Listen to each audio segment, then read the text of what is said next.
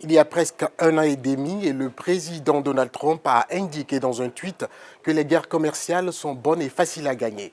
Mais peu après avoir annoncé une nouvelle augmentation de 10% des droits de douane sur des marchandises chinoises d'une valeur de 300 milliards de dollars, les marchés boursiers mondiaux ont chuté et les économistes ont mis en garde contre une récession imminente. Le principal responsable du commerce de Trump et un candidat démocrate à la présidence ont fait part de leur point de vue sur l'émission This Week. C'était sur la chaîne de télévision américaine ABC. Les économistes avertissent qu'une récession pourrait être imminente. En août, les marchés boursiers américains ont subi leur pire perte de l'année avant un léger rebondissement la semaine dernière. Au centre de tout cela, la guerre commerciale entre le président Donald Trump et la Chine. Si le Congrès dépasse les politiques partisanes, nous devrions adopter l'accord commercial États-Unis-Mexique-Canada. C'est, sans exagérer, le plus important accord commercial de l'histoire. Il va également nous permettre de créer des centaines de milliers d'emplois supplémentaires. Pour Kirsten Gillibrand, sénateur de New York, l'accord conclu entre les États-Unis, le Mexique et le Canada était mauvais. Je pense que c'est une catastrophe. Cela va nuire à nos emplois. Le président Trump a déclaré qu'il n'y aurait pas de mauvais accords commerciaux. Non seulement il y est entré, mais il a lancé une guerre commerciale avec la Chine.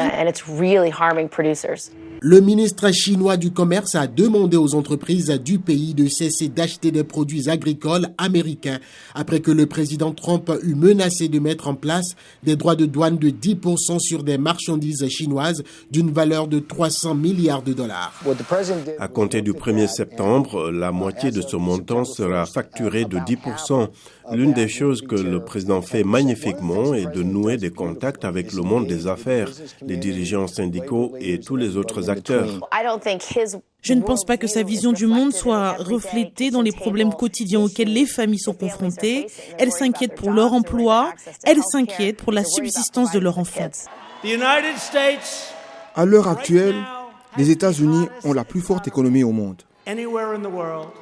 Malgré des affirmations incessantes selon lesquelles Pékin supporte le fardeau financier, le président Trump a récemment différé l'application des derniers tarifs douaniers sur les produits chinois jusqu'après la saison des achats des fêtes en décembre.